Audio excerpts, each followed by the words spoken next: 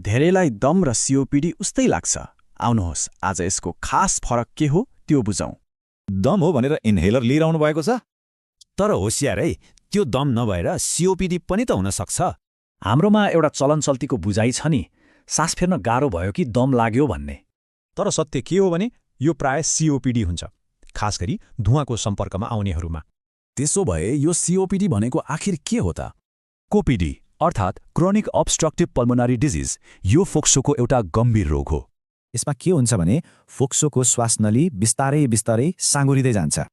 अनि हो, यसैले गर्दा सास बाहिर फाल्न एकदमै मुस्किल पर्छ।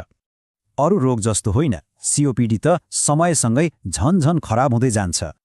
एउटा कुरा के बुझ्नुपर्छ भने यो पुरै निको त हुँदैन, तर उपचारले यसलाई कन्ट्रोल गर्न सकिन्छ।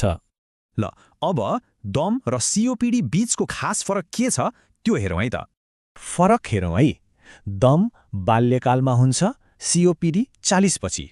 दम एलर्जीले, सिओपिडी धुवाँले। दम घटबड हुन्छ, सिओपिडी बढ्दै जान्छ। हो, यही कारणले गर्दा सिओपिडीलाई दमभन्दा खतरनाक मानिन्छ।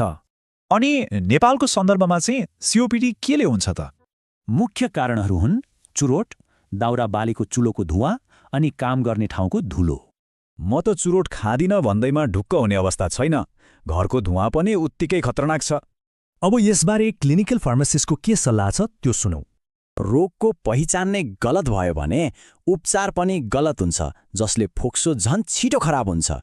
तर यदि रोगको पहिचान सही भयो भने सही इन्हेलर पाइन्छ र जीवनस्तर पनि राम्रो हुन्छ।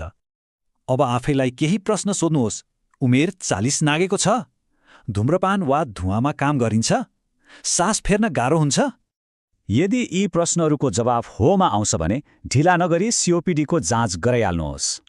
यो जानकारी अरूलाई पनि सेयर गर्नुहोस्। यस्तो ज्यानै जान सक्ने भ्रमबाट कसैलाई बचाउन सकिन्छ कि?